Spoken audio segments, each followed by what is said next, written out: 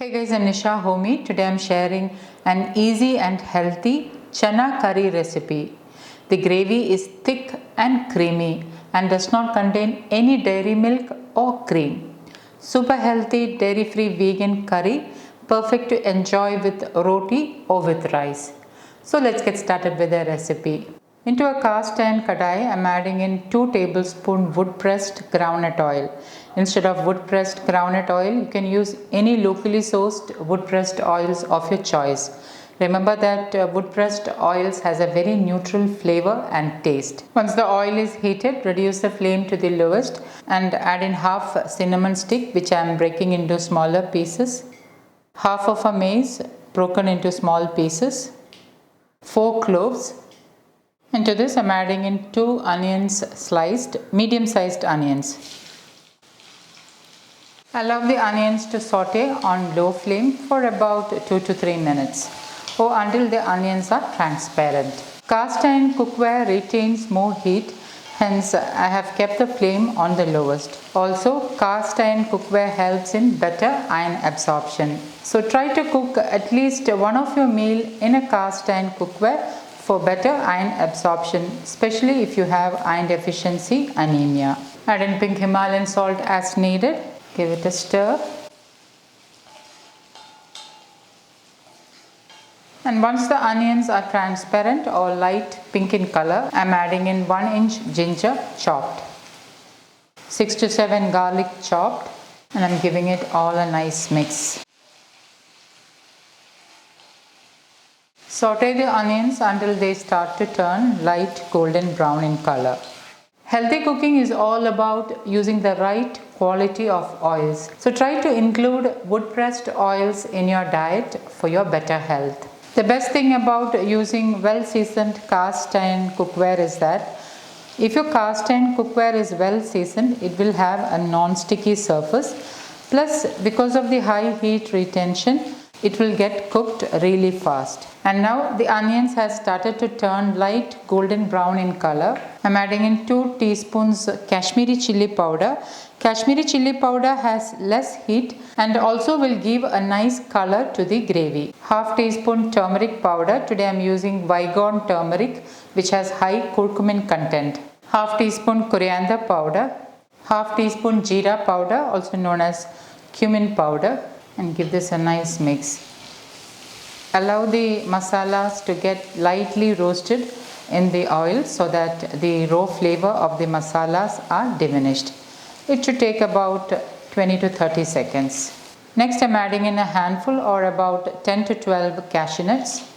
Give it a stir. Add in 2 medium-sized tomatoes chopped. Give it a stir. Add in 2 tablespoons water. Give it a quick mix. Cover and allow the tomatoes to get cooked. 2 minutes later, open the lid. Give it a stir. The tomatoes are nicely cooked now. I am lightly mashing the cooked tomatoes and I am sauteing the tomatoes until oil starts to release out. And once oil starts to release out, you can see oil starting to release out. At this stage, I am giving it a quick mix and I am turning off the flame. Transfer the masala into another plate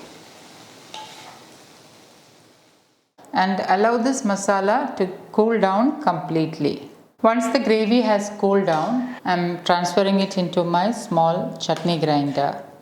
Make sure that the gravy has cooled down before adding it into the chutney grinder. If you grind it while the gravy is hot, the steam may push up the lid while grinding. Allow the masala to cool down completely and then grind it in the chutney grinder. So I'm going to grind this to a fine paste. Okay, now the masala is nicely ground. You can see that it's creamy, smooth and thick. I did not add any water while grinding the masala.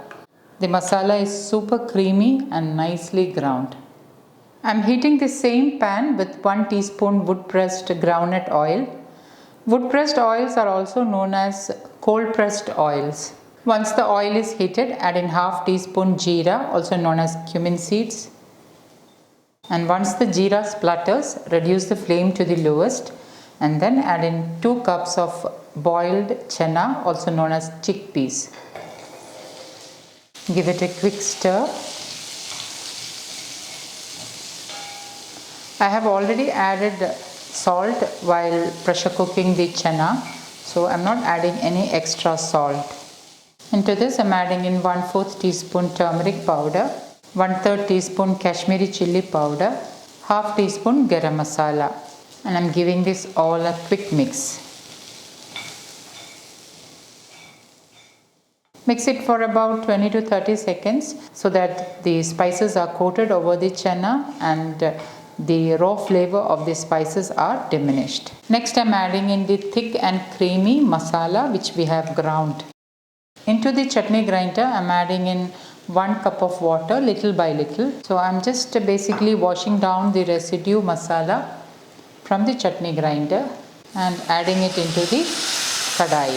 Give it a stir. Add in the rest of the water, that is a total of 1 cup of water, and then wash down the residue masala. Remember, the flame is on the lowest. Give it a quick mix and allow the gravy to come to a boil. At this stage you can check salt. If you feel you need more salt, you can add in. And once it starts to boil, give it a good stir. You can see that the gravy is thick and creamy. Once it cools down, the gravy will slightly thicken. So adjust water as per your desired consistency. I used a total of 1 cup of water. Next I'm adding in chopped capsicum. I used half of a medium-sized capsicum chopped. Give it a quick mix. And lastly, I'm sprinkling in some coriander leaves. Give it a stir and turn off the flame. You can enjoy this curry with rice or with roti. The gravy is thick and creamy. And like I mentioned before, once it starts to cool down, it will thicken. So this is the consistency of the gravy which I prefer. Hence I used 1 cup of water. But if you prefer slightly thinner consistency, you can add an extra 1 to 2 tablespoons of water. So guys, do try this healthy chana curry recipe and let me know how it turned out. Thank you for watching, and until next time, take care. Bye-bye.